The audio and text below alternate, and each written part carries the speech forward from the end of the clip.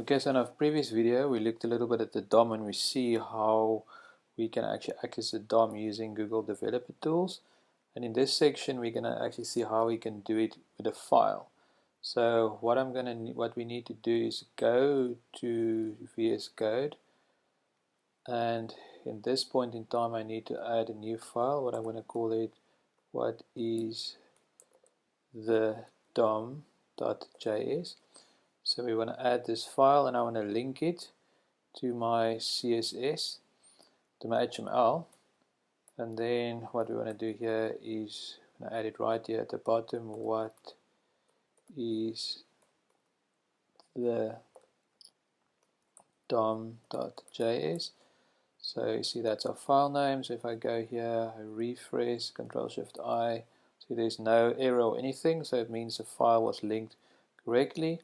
So what I can do now is, just to test, is I can go in here and I can just put a little message up and see done. So let's see, refresh. Hey, so we get a little message popping up, so everything is linked fine. So what we want to do now is we want to get a reference to our DOM elements.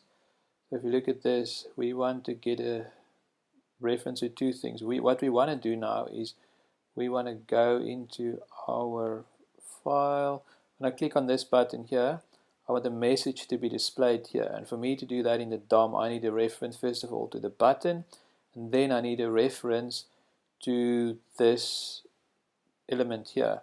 So if I look into my code, the button is called the button, and the div where the message is called the message.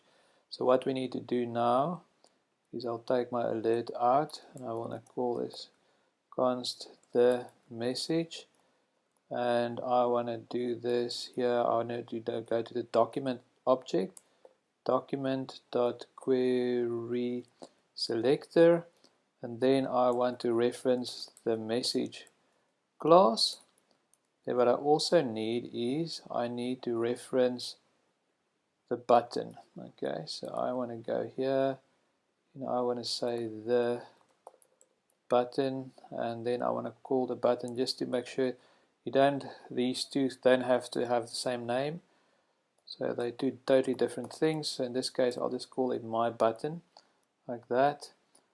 So now once we have that in place, we can now look at this. I just want to swap these two around. So I have my button and the message.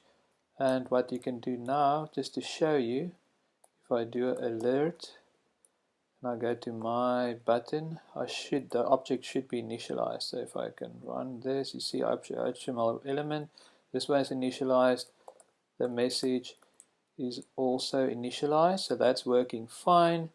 So now what we can do is we want to add an event. So I want to go to my button dot add event listener, and I want to do click, and then I want to go function, and then I want to say, okay, when I've clicked on this, I want to say the message dot inner HTML.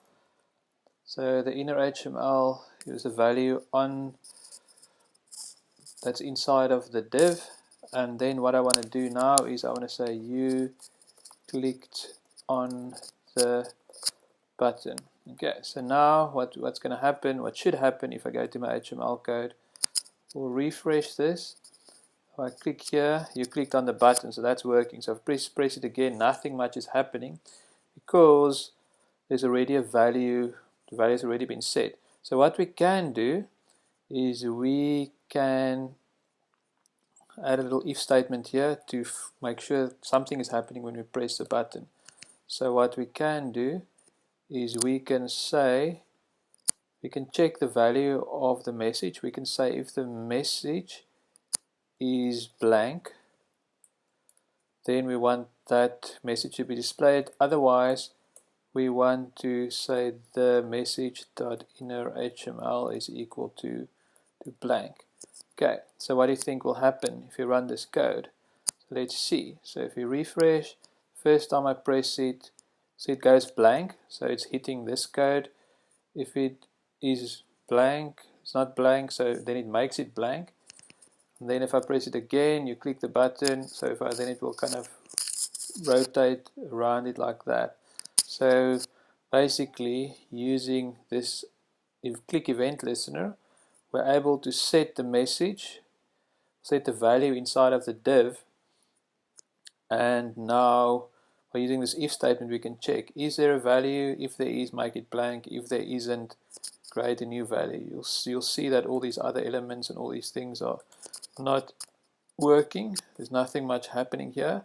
In the next few videos, what we'll work on is we'll work on a way to get these text boxes working, read values from here, and put that on the screen.